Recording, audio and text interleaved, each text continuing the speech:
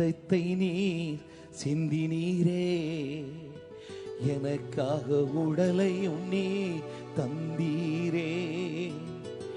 எனக்காக இரத்தத்தை நீர் சிந்தினீரே, எனக்காக உடலை உண்ணி ஈந்தீரே.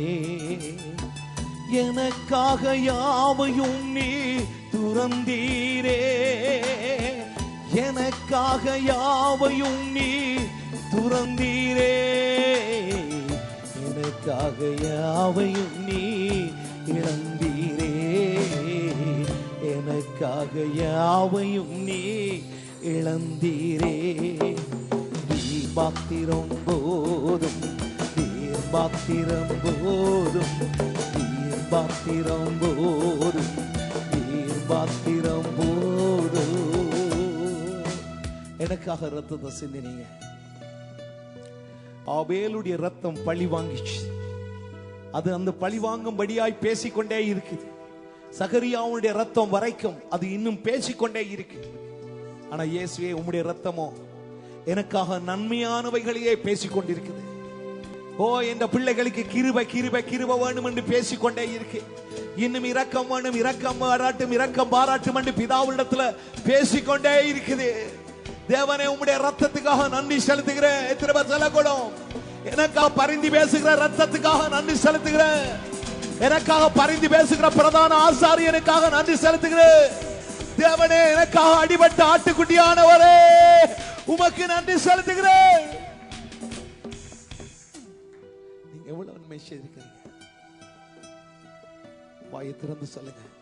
எனக்காக பரிந்து பேசுகிற அந்த நல்ல ரத்தத்துக்கு நன்றி செலுத்துகிறேன்.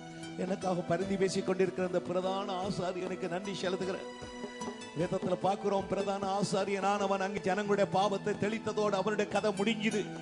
திருப்பி அடுத்த வருஷம் வருகிற போதுதான் அவன் அவர்களுக்காக பலி செலுத்துவான். ஆனா நம்முடைய ஆண்டவரோ இரவும் பகலும் எப்பொழுதும் நமக்காக பரிந்து பேசி கொண்டே இருக்கிறவரா இருக்கிறபடினால எத்தனை பேர் சொல்லக்கூடும், ஆண்டவரே, நீ இவ்வளவு பெரிய நல்ல தேவன், உம்முடைய நேசத்தை நினைச்சு உமக்கு நன்றி செலுத்துகிறோம். எல்லாரும் வாய்களை திறந்து நன்றி செலுத்தி ஸ்தோத்திரம் பண்ணுங்க. எல்லாரும் வாய்களை திறந்து நன்றி செலுத்தி ஸ்தோத்திரம் பண்ணுங்க. எல்லாரும் உற்சாகமா கைகளை தட்டி தேவனுக்கு நன்றி செலுத்தி, தேவனே, உம்முடைய ரத்தத்துக்கு நன்றி, ஆண்டவரே, உம்முடைய ரத்தத்துக்கு நன்றி, நீர் எங்களுக்காக மரித்ததுக்காக நன்றி. தகப்பனே, ஸ்தோத்திரிக்கிறோம், ஸ்தோத்திரிக்கிறோம், ஸ்தோத்திரிக்கிறோம் ஐயா. ஹல்லேலூயா, ஹல்லேலூயா, ஹல்லேலூயா, ஹல்லேலூயா. Thank you Jesus.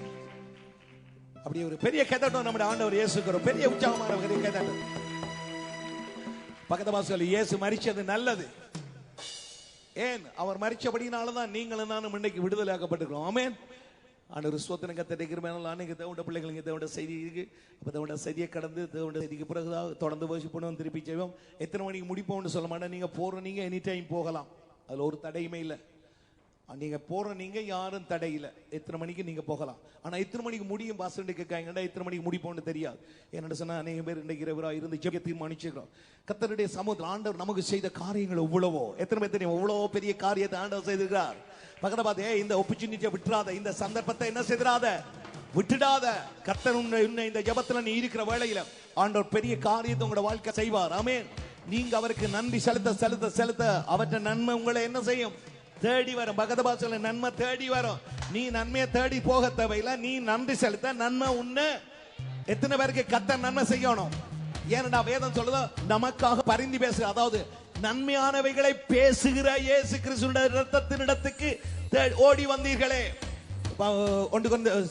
எபிரேயர் 13 சொல்லப்படும் 22 சியோன் மலையின் இடத்துல அங்க பார்க்கிறோம், முதற் பேரான சர்வ பேர் எழுதப்பட்ட சபை சங்கத்தினுடைய சபையின் இடத்துல அங்க பார்க்கிறோம், அங்க ஆவிகள் முதற் பேர் ஆவிகள் மத்தியில அங்க கொண்டு வந்து, தூதர்கள் மத்தியில கொண்டு வந்து, எல்லாரையும் நியாயத்தீர்க்கிற மத்தியில கொண்டு வந்து அங்க சொல்லப்படுது, நன்மையானவைகளை பேசுகிற அந்த இரத்தத்தின் இடத்துல நீங்க சேர்க்கப்பட்டீர்கள்.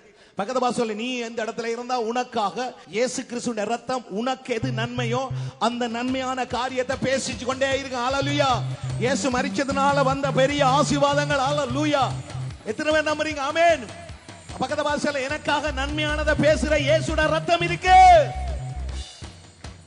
சொல்லப்பட்ட மாமிசம் வழியாய் திரையின் வழியாய் 10 மாமிசமாகிய திரையின் வழியாய் புதிதும் ஜீவனமான மார்க்கத்தை உண்டு நமக்கு. எல்லாரும் சொல்ல, யாருக்கு உண்டு பண்ணவர்?